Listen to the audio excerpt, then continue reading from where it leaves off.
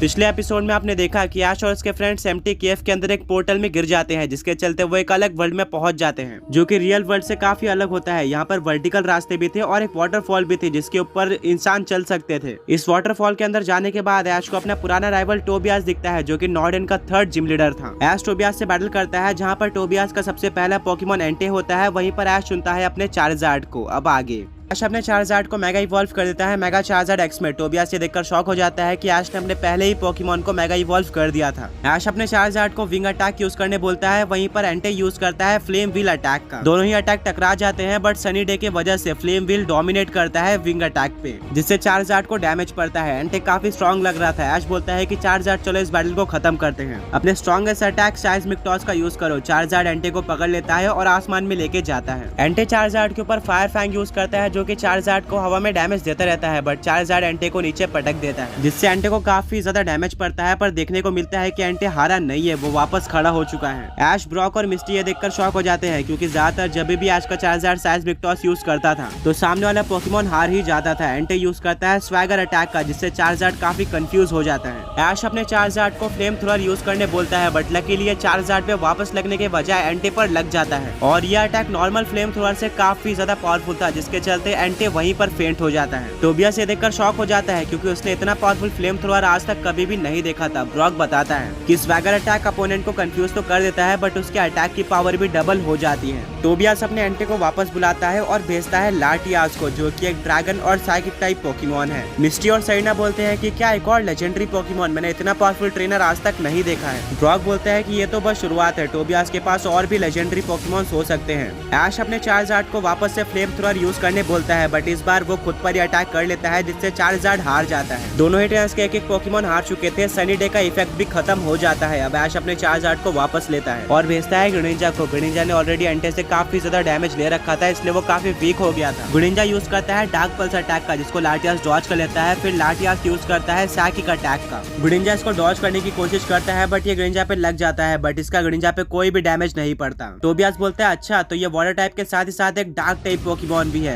मैं अभी तक कैलोस रीजन में नहीं गया हूँ, जिसके चलते मुझे इसकी टाइपिंग नहीं पता थी। ऐश अपने ग्रेनिंजा को डार्क पल्स अटैक वापस से यूज करने बोलता है। ये लाटियास पर लगने वाला होता है, पर तभी लाटियास रिफ्लेक्ट टाइप अटैक का यूज कर देता है, जिससे उसकी टाइपिंग चेंज हो जाती है। वो बिल्कुल ग्रेनिंजा की तरह वाटर और डार्क टाइप पोकेमॉन बन जाता है। अब उसके ऊपर डार्क टाइप सुपर इफेक्टिव नहीं थी। लाटियास यूज करता है ड्रैगन ब्रेथ अटैक का, जिसका ग्रेनिंजा पे काफी डैमेज पड़ता है, पर तभी ग्रेनिंजा के आसपास वाटर टॉर्नेडो बन जाता है और वो बॉन्ड इवॉल्व हो जाता है ऐश ग्रेनिंजा में। टोबियास ये देखकर शॉक हो जाता है। वो बोलता है कि क्या ये एक सीक्रेट फॉर्म है जो कि कैलोस के पोकेमॉन्स के पास है, क्योंकि अभी तक तो मुझे सिर्फ और सिर्फ मेगा एवोल्यूशन के बारे में पता है। ऐश बोलता है कि नहीं, इसको बॉन्ड एवोल्यूशन कहते हैं, जो कि सिर्फ और सिर्फ मेरे ग्रेनिंजा के पास है। इस फॉर्म में ट्रांसफॉर्म होने के लिए एक पोकेमॉन और उसके ट्रेनर के बीच में मैक्सिमम लेवल पे बॉन्ड और भरोसा होना चाहिए, और इसकी पावर तो तुम अब देख लोगे। लाटियास के ज्यादातर अटैक साइकिक टाइप थे, इसीलिए वो अपने लाटियास को वापस बुला लेता है और भेजता है अपने 3rd पोकेमॉन लुकारियो को। फाइनली एक नॉन लेजेंडरी पोकेमॉन। इसको देखकर ब्रॉक काफी शॉक हो जाता है। वो बोलता है कि मुझे तो लगा था कि टोबियास की पूरी टीम ही लेजेंडरी पोकेमॉन से भरी हुई है। टोबियास बोलता है कि मेरा लुकारियो लेजेंडरी से कम नहीं है, मेरे पास और भी लेजेंडरी पोकेमॉन है, बट मेरा लुकारियो लेजेंडरी से भी ज्यादा पावरफुल है, जिसके चलते वो इस टीम में है। बैटल स्टार्ट होती है। दोनों ही पोकेमॉन एक दूसरे को काफी अच्छी टक्कर दे रहे होते हैं। लुकारियो काफी ज्यादा स्ट्रॉन्ग था, वो ग्रेनिंजा को उसके बॉन्ड इवॉल्व फॉर्म में भी डोमिनेट कर रहा था। टोबियास बोलता है तो क्या तुम्हारे बॉन्ड इवॉल्व ग्रेनिंजा में इतनी ही पावर है? मैंने तो सोचा था वो काफी स्ट्रॉन्ग होगा। खैर, लुकारियो और स्पीयर का यूज करके ग्रेनिंजा को खत्म कर दो। ग्रेनिंजा इसको डॉज नहीं कर पाता और ये अटैक सुपर इफेक्टिव था ग्रेनिंजा पे, जिसके चलते वो जमीन पर गिर जाता है। ग्रेनिंजा काफी ज्यादा वीक हो चुका था, बट वो ऐश को ये बैटल नहीं हरवाना चाहता था, जिसके चलते वो वापस खड़ा हो जाता है। ऐश बोलता है कि हमारे पास लास्ट चांस है, ग्रेनिंजा जायंट वाटर शूरिकेन का यूज करो, जिससे वो काफी बड़ा वाटर शूरिकेन बना लेता है। टोबियास ये देखकर काफी शॉक रह जाता है। वो भी अपने लुकारियो को जायंट और स्पीयर बनाने बोल देता है, जिससे टोबियास और उसका लुकारियो ऑरा पावर के मदद से मर्ज हो जाते हैं। ब्रॉक बोलता है कि अच्छा, तो टोबियास ने अपने लुकारियो को इसी वजह से टीम में रखा है। दोनों ही अटैक काफी पावरफुल होते हैं और टकरा जाते हैं। काफी बड़ा डिस्ट्रक्शन होता है, जिससे हर तरफ धुआं हो जाता है। कुछ टाइम बाद जब धुआं हटता है तो हमें देखने को मिलता है कि ऐश का ग्रेनिंजा बेस फॉर्म में आ चुका है और लुकारियो अभी भी खड़ा है, यानी कि ऐश का 2nd पोकेमॉन हार चुका था। ऐश अपने ग्रेनिंजा को वापस बुलाता है और बोलता है कि तुमने काफी अच्छी बैटल करी, अब सब कुछ मेरे बाकी पोकेमॉन्स पे है। ऐश काफी सैड हो जाता है, क्योंकि टोबियास हद से ज्यादा पावरफुल था। बट ब्रॉक, मिस्टी और सेरेना ऐश को चीयर करते हैं, जिससे ऐश को वापस से कॉन्फिडेंस हो जाता है और वो अपने थर्ड पोकेमॉन की तरह भेजता है पिकाचू को। टोबियास बोलता है कि अच्छा ये पिकाचू अभी भी तुम्हारे साथ है, ये अब काफी पावरफुल हो चुका होगा बट मेरे पोकेमॉन से ज्यादा नहीं। तभी टोबियास का लुकारियो डबल टीम का यूज करता है और काफी सारे ऑरा स्पीयर का यूज कर देता है। सारे ऑरा स्पीयर पिकाचू पर लग जाते हैं और उसको काफी ज्यादा डैमेज पड़ता है। लुकारियो एक्सट्रीम स्पीड का यूज करके पिकाचू को और भी डैमेज दे देता है। बैटल के स्टार्ट में ही पिकाचू काफी ज्यादा वीक हो चुका था। ऐश अपने पिकाचू को थंडर अटैक यूज करने बोलता है, जिसको लुकारियो डबल टीम का यूज करके डॉज कर देता है। फिर वो यूज करता है बोन रश अटैक का,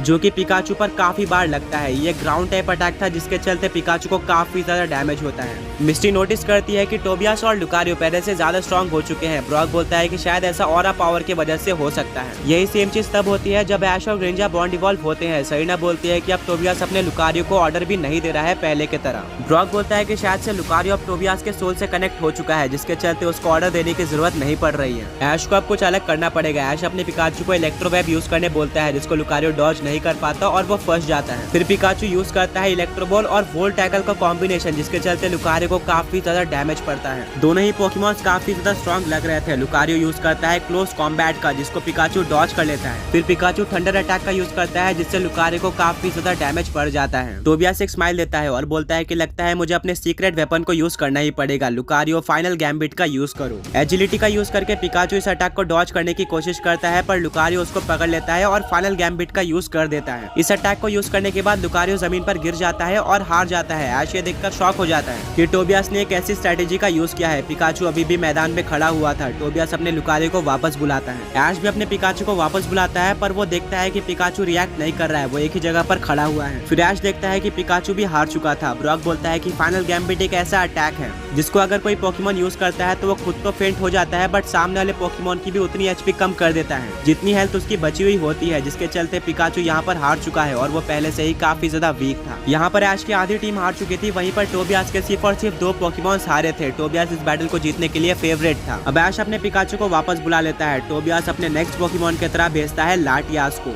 ऐश अपने 4th पोकेबॉल को निकालता है और भेजता है म्यूटू को। ये एक शाइनी म्यूटू था, जिसको देखकर टोबियास शॉक हो जाता है और बोलता है कि क्या तुमने एक शाइनी म्यूटू कैच किया है? मैंने भी टास्क कंप्लीट करते हुए एक म्यूटू कैच किया था, बट आज तक मैंने कोई शाइनी म्यूटू नहीं देखा था। ये बैटल अब 2 साइकिक टाइप पोकेमॉन्स में थी। लाटिया स्टार्ट करता है ड्रैगन पल्स अटैक के साथ, जिसको म्यूटू बैरियर का यूज करके रोक देता है। फिर ऐश अपने म्यूटू को साइड स्ट्राइक यूज करने बोलता है। टोबियास को पता था कि ये म्यूटू का सिग्नेचर अटैक है। वो लाटियास को इस अटैक को काउंटर करने बोलता है साइकिक अटैक के साथ, बट साइड स्ट्राइक उस अटैक से कहीं ज्यादा पावरफुल था, जिसके चलते साइड स्ट्राइक लाटियास पर लग जाता है और लाटियास को काफी डैमेज पड़ता है। टोबियास अपने लाटियास को चार्म अटैक यूज करने बोल देता है, जिसके चलते म्यूटू का अटैक काफी ज्यादा कम हो जाता है।